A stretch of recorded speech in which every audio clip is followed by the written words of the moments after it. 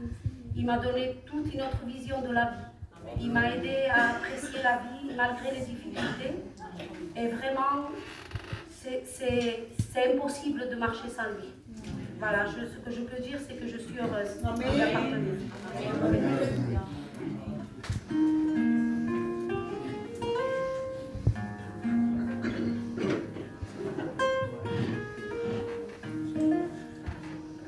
Voilà, je vais vous avouer, les frères, que tu me cancer de la garganta. Déjà même parler, ça me coupe. Je pense que je vais chanter un dernier cantique. Et pour essayer de me préserver un petit peu pour demain, pour essayer de demain pouvoir chanter un peu plus. Je vais chanter un dernier cantique.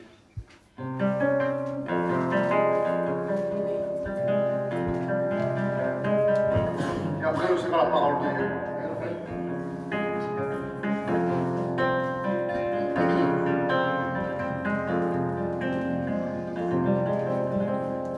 Jesús me dice amante, si estás cansado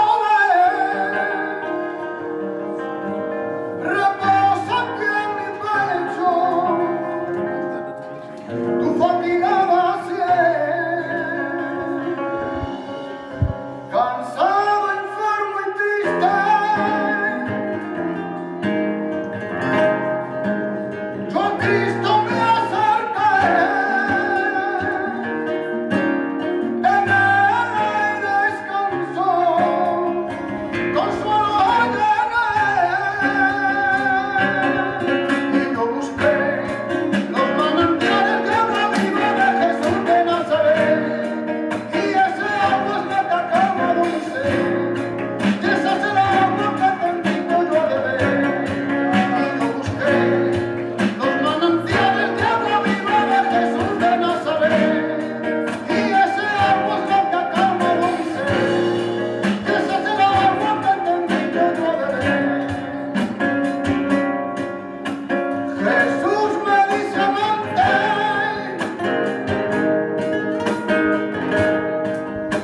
la luz del mundo soy,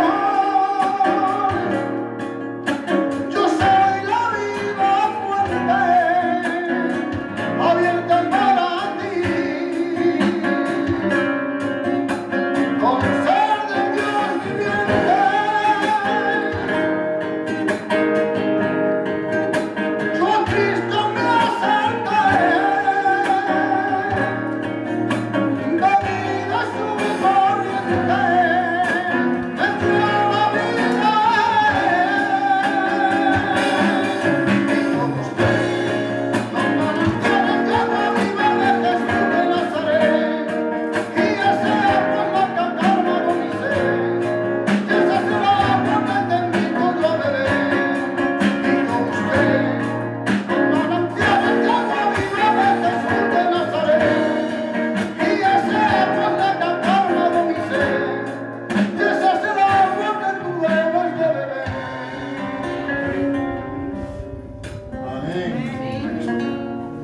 Voilà, que Dieu soit glorifié, content d'être au milieu de vous ce soir, de me retrouver au milieu des frères.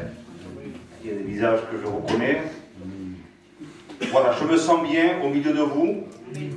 Et ce soir, eh bien, comme a dit le frère, c'est vrai que ce soit d'une façon ou que ce soit d'une autre, notre but, c'est que réellement le Christ paraisse au milieu de nos réunions. Parce que nous savons très bien que celui qui fait réellement, eh bien, des grands miracles, c'est le Christ. Celui qui rend les choses impossibles possibles, c'est le Christ. C'est vrai que pour nous c'est un honneur, c'est une joie, nous lui sommes réellement reconnaissants de ce que, après nous avoir sauvés, il nous permet aussi de le servir. Et ce soir, eh bien, nous voulons nous attendre à lui.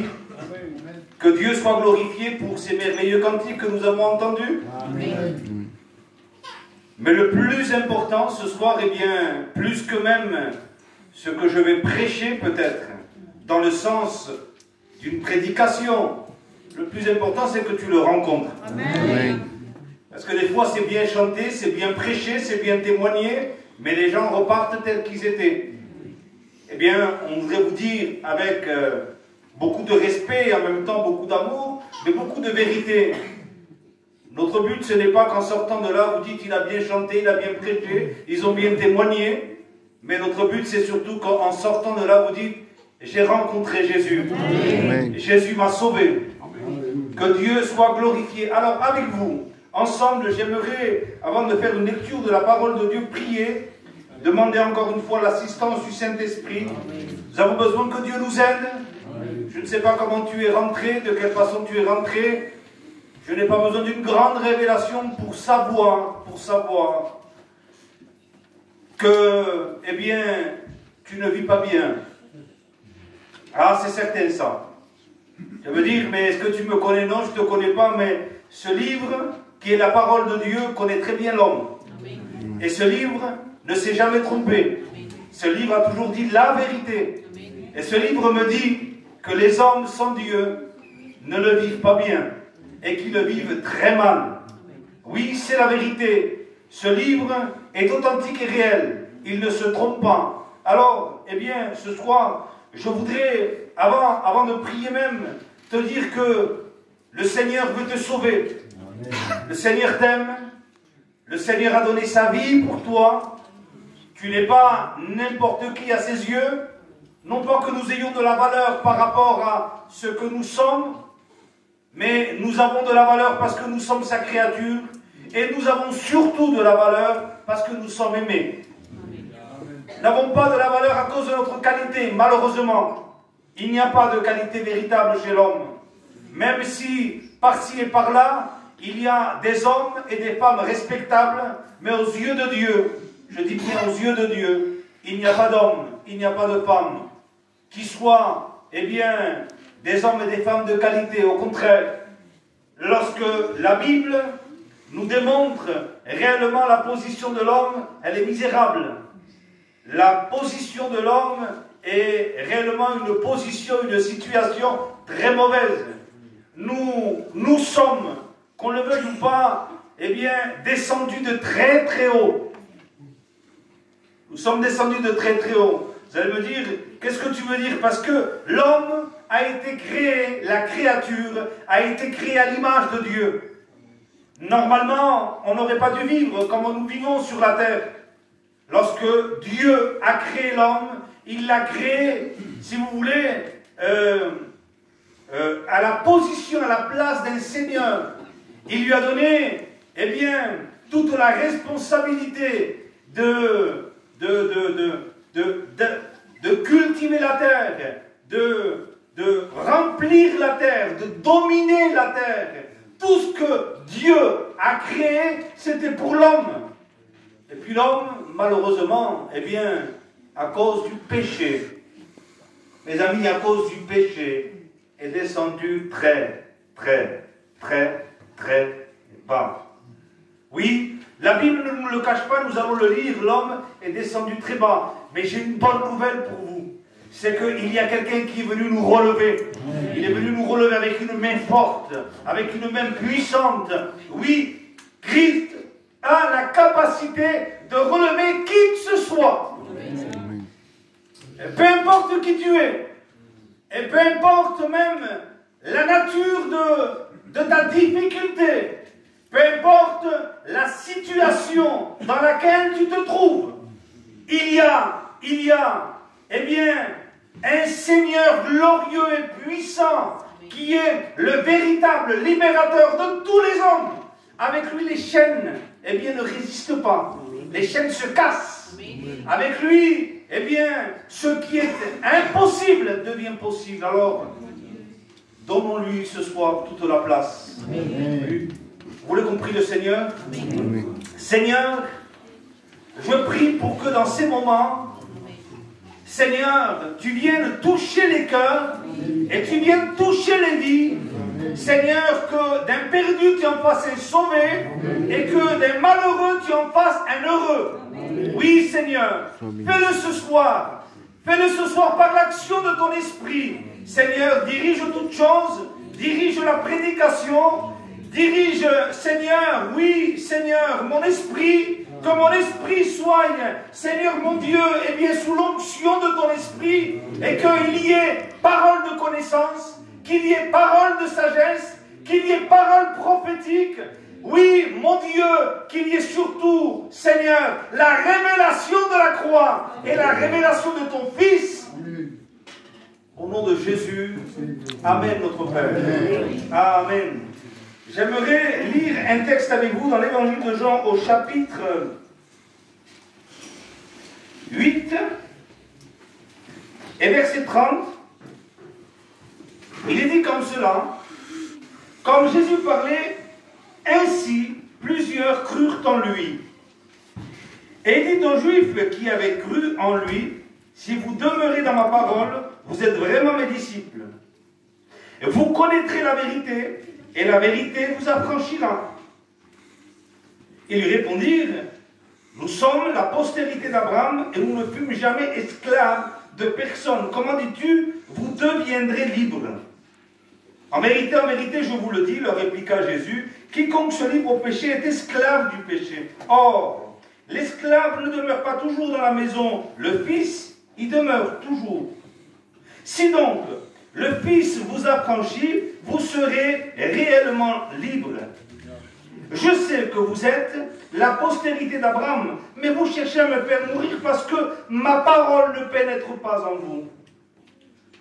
Je dis ce que j'ai vu chez mon Père, et vous faites ce que vous avez entendu de la part de votre Père. Ils lui répondirent: notre Père c'est Abraham. Jésus leur dit: si vous étiez enfant d'Abraham, vous feriez les œuvres d'Abraham, mais maintenant, vous cherchez à me faire mourir. Moi, qui vous ai dit la vérité que j'ai entendue de Dieu, cela, Abraham ne l'a point fait. Vous faites les œuvres de votre Père. Et lui dire: nous ne sommes pas des enfants illégitimes, nous avons un seul Père, Dieu. Jésus leur dit: si Dieu était votre Père, vous m'aimeriez, car c'est de Dieu que je suis sorti et que je viens. Je ne suis pas venu de moi-même, mais c'est lui qui m'a envoyé. Je voudrais m'arrêter là. Je pourrais y aller beaucoup plus loin dans la lecture. Aujourd'hui, nous vivons un temps très particulier. Un temps très particulier, surtout au niveau de notre peuple qui a été évangélisé et qui aujourd'hui, si autrefois nous étions sans la connaissance de l'évangile, l'évangile est rentré plus ou moins dans toutes les familles. Lorsque vous entendez par exemple le témoignage de ma sœur qui a témoigné et le témoignage de ma femme qui a témoigné, c'était deux extrêmes, c'est vrai, mais à partir des moments, ma femme aussi a connu l'évangile, elle est rentrée dans la connaissance de l'évangile. Et ce que je veux dire par là, c'est que d'une façon ou d'une autre, même s'il y en a eu des personnes avant que d'autres, tôt ou tard, eh bien, il s'est fait ce qui s'est fait aujourd'hui, c'est que notre peuple adhère aux réunions, écoute la parole de Dieu, entende, eh bien, l'évangile de Jésus-Christ. Et aujourd'hui, eh bien, il y a, malheureusement, il faut dire la vérité, beaucoup de personnes qui sont dans de grandes difficultés. Des personnes qui croient, des personnes qui viennent aux réunions, et des personnes qui, malgré tout, continuent à souffrir.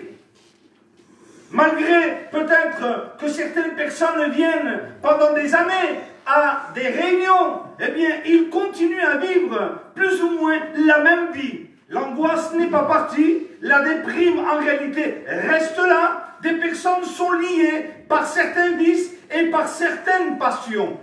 Mais le mot aujourd'hui qui ressort le plus, c'est celui-ci. Mais moi, je vais, j'écoute l'évangile, je connais la vérité, je ne suis pas, eh bien, quelqu'un qui est perdu dans la connaissance. Pourquoi je dis ça? Parce qu'en réalité, c'est ce qui s'est passé au milieu de cette génération qui était face à Jésus. Des personnes qui avaient reçu la loi, des personnes qui avaient reçu, eh bien, la parole de Dieu et qui tentaient d'une façon ou d'une autre, eh bien, d'appliquer la parole de Dieu. Or, ces gens-là connaissaient très bien les Écritures et tout en les connaissant, eh bien, il y avait quand même un malaise chez eux. Il y avait un malaise, et ce malaise était celui-ci, c'est que dans le fond, Ils ne connaissaient pas la vérité. Ils ne connaissaient pas la vérité. Oui, parce que il y a une différence entre entendre et connaître. Et parce qu'ils avaient entendu et qu'ils n'étaient pas venus à la connaissance, eh bien, ils n'étaient pas libres. Ils étaient toujours esclaves. Et Jésus leur dit, mais vous connaîtrez la vérité. Et la vérité, elle, eh bien, elle va vous rendre libre. Écoutez bien, le mensonge n'a jamais libéré personne.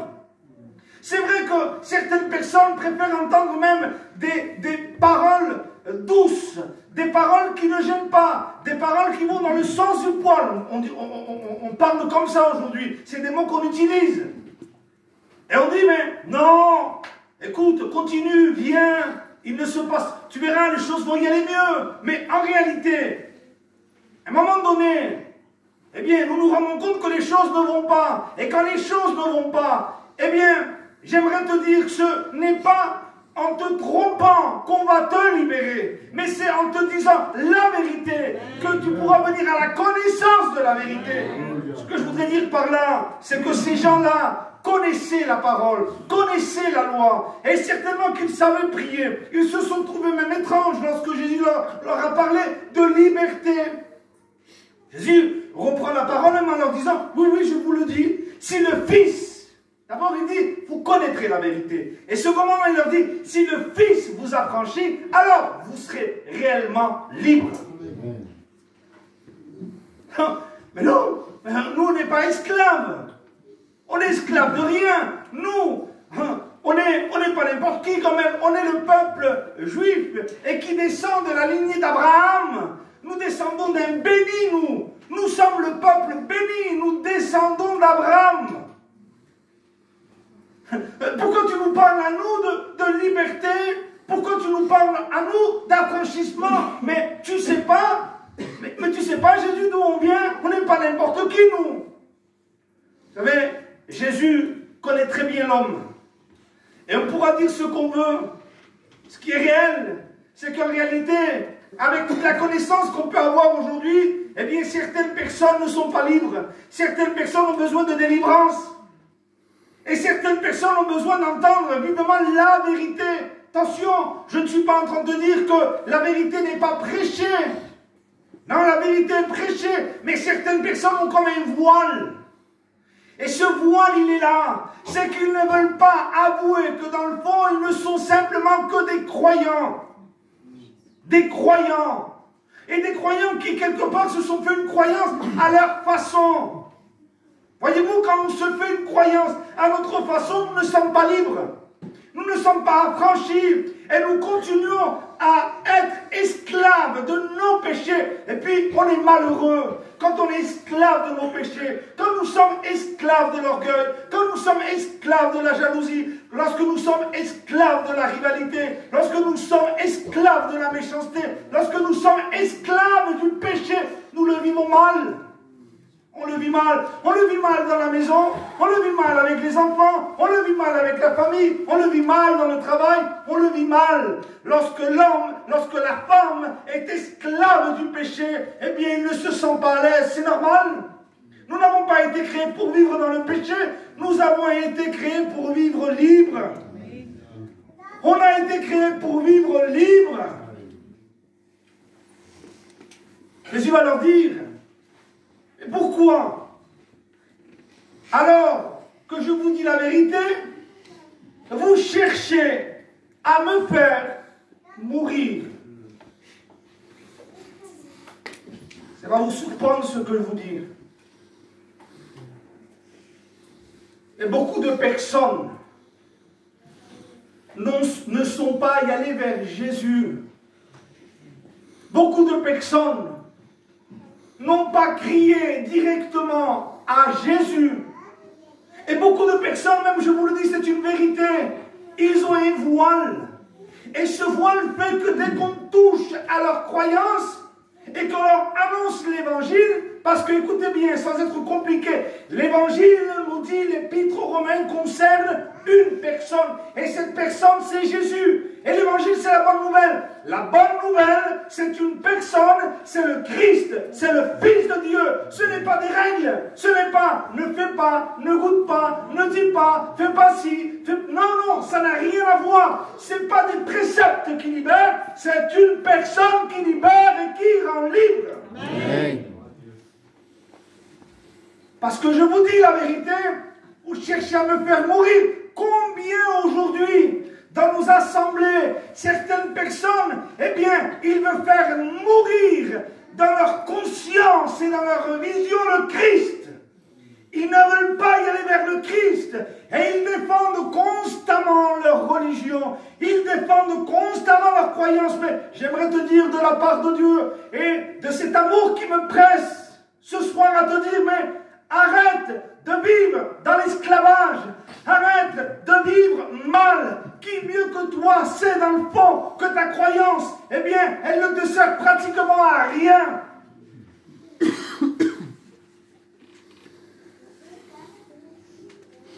Tu as besoin d'une personne. Tu as besoin de Jésus. Je vais vous dire quelque chose. Moi, j'ai grandi aussi dans une famille chrétienne, ou plutôt au milieu de 3 membres qui étaient chrétiens avant moi. Mon père et mon cousin qui a chanté ce soir et sa femme, ils étaient chrétiens avant moi. Donc je connaissais aussi l'évangile. J'ai aussi accepté dans ma vie, eh bien, si vous voulez, un système. Je vous en parle vite fait. Je viens à la réunion. Est-ce que c'est mauvais d'y aller à la réunion? Non, c'est très bon d'y venir à la réunion. Je priais. Mais c'est très bon de prier. Il faut prier. Je lisais ma Bible. Je ne vais pas vous dire de ne pas lire la Bible, de ne pas prier, de ne pas venir à la réunion. Mais voyez-vous, j'avais pris ces ingrédients-là pour essayer de devenir un chrétien. Mais lui, Jésus, n'était pas présent dans mon esprit. Pour moi, j'aurais pu m'en sortir moi tout seul. Alors, arrivé à un moment donné, oui, vous voulez que je vous dise quelque chose? Je ne fumais même plus. Vous allez dire, oh, c'est bien. J'en connais plein, moi, de païens qui ont aussi la force de ne plus fumer. Ce n'est pas parce qu'on ne fume plus que nous sommes nés de nouveau et que nous sommes libérés. Car nous pouvons être libérés, peut-être du tabac, mais pas être libérés de la haine. Ne pas être libérés de l'angoisse. Ne pas être libérés de l'avarice, de la cupidité. Peut-être, eh bien, c'est vrai, nous arrivons même à moins sortir, à moins faire des choses. Je vais vous dire quelque chose. Dieu m'a permis à moi de connaître et de vivre dans la maison d'un père qui savait quotidiennement prier des jours, tous les jours, des heures. Il passait des heures dans la prière et il passait des heures dans la lecture. Pour moi, la vie chrétienne, eh bien, il fallait prendre la Bible et je la lisais des heures. Et je la lisais des heures. Et je partais, j'essayais de prier. Mais il y avait quelque chose qui n'allait pas. Ce qui n'allait pas, c'est qu'il n'y avait pas de délivrance, c'est qu'il n'y avait pas de joie. Bientôt, c'était presque une prison, l'Église. Parce que Christ n'était pas présent dans ma vie, je ne l'avais pas rencontré. Oui, il y a aujourd'hui, comme je l'ai vécu pendant un laps de temps, un christianisme où Christ n'y est plus. Mes amis, il est le seul qui a pu dire « Je suis la résurrection et la vie ». Il est le seul qui a pu dire « Je suis le chemin, la vérité et la vie ». Il est le seul qui a pu dire que nul ne peut y aller au Père s'il ne passe d'abord par lui. Mes amis, Christ est le seul qui a dit « Je suis la porte ». Il n'y a qu'un seul salut. Le ciel ne reconnaît pas un autre nom pour les hommes. De manière à ce que les hommes puissent trouver le salut. Le ciel ne reconnaît que Jésus. Et ce soir, je ne veux pas vous parler de n'importe qui. Je veux vous parler de Jésus. Jésus, mes amis, c'est le seul qui peut libérer complètement. Lorsque lui, on le reçoit, eh bien, c'est réellement un passage de la mort à la vie. C'est un passage des ténèbres à la lumière. Il est écrit dans la parole de Dieu que lui, le Christ, nous libère de la puissance des ténèbres et il nous transporte dans son royaume. Il nous fait sortir des ténèbres et il nous fait rentrer dans sa lumière. Mais qui c'est qui peut faire ça? Une seule personne, c'est le Christ. Ce qu'il y a, c'est que tant de personnes croient qu'ils peuvent, eh bien, arriver à Dieu sans le Christ. Nous vivons un christianisme, je vous le dis, aujourd'hui, dans notre peuple. Pardon, ce n'est pas le mot que je voulais dire. Je veux dire tout simplement que certaines personnes sont passées à côté en écoutant, eh bien, ce que c'est véritablement le christianisme. Le christianisme, c'est sortir du côté de Jésus. Le christianisme, c'est d'être engendré en Jésus-Christ. Le christianisme, c'est sortir de son côté à lui. Le christianisme, c'est avoir vu, eh bien, spirituellement, le sang de Jésus comme étant, eh bien, la seule solution, le seul moyen pour que nos péchés puissent être lavés et purifiés. Mes amis, ce n'est pas parce que je viens à l'église que mes péchés vont être pardonnés, purifiés. Ce n'est pas parce que je sais chanter des cantiques que mes péchés vont être lavés. Il faut une révélation de Jésus. Il faut que le Christ soit présent devant toi. Ah, ce soir, je ne voudrais pas être compliqué.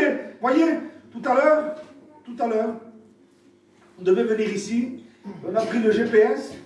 On a mis une mauvaise adresse, croyant que c'était la bonne adresse. Et puis on s'est retrouvé à une vingtaine de kilomètres de là. On a perdu la route et on s'est trouvé dans un village où en réalité on ne voulait pas y aller. Et puis votre pasteur nous a donné la véritable direction. Et avec cette véritable direction, eh bien, même si peut-être on s'est perdu en chemin, on a retrouvé le chemin. Il y a peut-être des personnes aussi qui peut-être voulant connaître la délivrance, voulant connaître une autre vie, voulant connaître peut-être, eh bien, une vie épanouie, une vie heureuse, une vie abondante, eh bien, ils ont pris un autre chemin. Et ils ont pris le chemin des règles. Et ils sont en train de se frapper. Ils sont en train de se faire du mal. En disant, il ne faut pas que je fasse ça. Il ne faut pas que je fasse ça. Écoutez bien, il faut d'abord eh bien, être libéré. Il faut d'abord être guéri. Il faut d'abord recevoir le Christ pour faire toutes ces choses. Bien sûr, lorsque nous acceptons le Christ dans notre vie, les choses vont toutes seules. Ah oui, je vous assure que c'est vrai. Quand lorsque la vie rentre à l'intérieur, eh bien, on n'a même plus besoin, dans le fond, de nous dire ne fais pas ci, ne fais pas ça. C'est que nous sommes nés avec une nouvelle vie. Amen. On n'a même pas besoin de nous dire aime Dieu, nous l'aimons. Moi, ça fait 22 ans que le Christ est venu dans ma vie. Et je l'aime tous les jours de plus en plus, et de plus en plus, et de plus en plus, et de plus en plus. Mais cela n'est que le résultat d'avoir fait un contact, une rencontre avec le Christ. Il est venu dans ma vie. Mais qui est celui ou celle qui voudrait s'avouer vaincu ce soir? Ah, il y a trop de courageux. Je vous assure que nous vivons un temps où il y a trop de courageux. Des personnes qui disent, moi, tu vas voir. Là, ça va changer. Je vais arrêter de faire ça. Je vais arrêter de faire ça. Et puis, je vais plonger davantage mes yeux devant la Bible. Là, je vais prier davantage. Je vais jeûner. Je vais venir à toutes les réunions. Ah non, non, mes amis. Le salut, ce n'est pas ça. Le salut, c'est le Christ. C'est le Fils de Dieu. C'est une réalité, ce que je vous dis. Vous connaîtrez la vérité. Et la vérité, c'est une personne. Connaître, c'est plus qu'entendre. C'est un contact. C'est venir à un contact. Vous savez, quand Jésus touchait un lépreux, la lèpre quittait le lépreux. Parce que le contact avec Jésus, il nous purifie. Le contact avec Jésus, il nous change. Lorsque les aveugles étaient devant lui, il voyait. Lorsque les paralytiques étaient à son contact, il se levait et il marchait. Parce que tout ce que Christ touche, lorsque lui, il a touché, il donne la vie. A-t-il touché ta vie? Oh, vous savez, le Seigneur ne peut pas toucher n'importe qui. Il ne touche que des personnes qui s'avouent vaincues. Il ne touche que des personnes qui se disent, mais c'est vrai, je suis un pécheur. C'est vrai, je ne vis pas bien. Mais c'est vrai que, dans le fond, les choses n'ont pas changé. Mais dans le fond, c'est vrai que c'est une nouvelle croyance que je me suis donnée, mais je suis dans le pétrin. Dans le fond, je ne m'en sors pas. Et puis, si les gens sauraient réellement ce que je suis en train de vivre, ils ne le croiraient pas. Mais dans ton secret, il te connaît et il qu'il te voit. Je ne juge personne ce soir. Car le Fils de Dieu n'est pas venu pour juger. Pour dire la vérité, oui, mais pas pour juger. Non, le Fils de l'homme n'est pas venu pour juger, mais il est venu pour ceux qui sont malades. Il est venu pour les pécheurs. Mais il faut qu'un malade dise, je suis malade. Car si un malade dit, moi, je ne suis pas malade et je me porte bien, alors tu es en train, tout simplement, eh bien, de te dresser contre lui. Moi, je ne suis pas si vilain que ça. Ah, c'est parce que certainement tu n'as pas eu un contact assez près avec Dieu. Un jour, il y a eu des hommes qui sont venus pour lapider une personne, excusez-moi l'expression, qui soi-disant aurait commis adultère. Jésus, nous l'avons trouvé cette femme en flagrant délit d'adultère. Toi, qu'est-ce que tu dis? Moi, qu'est-ce que je dis? Juste une parole. Que celui d'entre vous qui est sans péché jette la première pierre contre la femme. Il y avait des jeunes, il y avait des vieux. Et à un moment donné, il y a eu une action du ciel vers eux. Et là, ils ont commencé à sentir chacun leur péché. Quand il y a un contact avec Dieu, croyez-moi, on diminue. Parce qu'il nous connaît dans le secret. Il sait ce que nous disons. Il sait ce que nous parlons. Il sait ce que nous entendons. Il sait ce que nous regardons. Il sait ce que nous faisons. Il sait absolument tout. On dirait qu'à ce moment-là, ils ont vu face à eux les yeux de Dieu.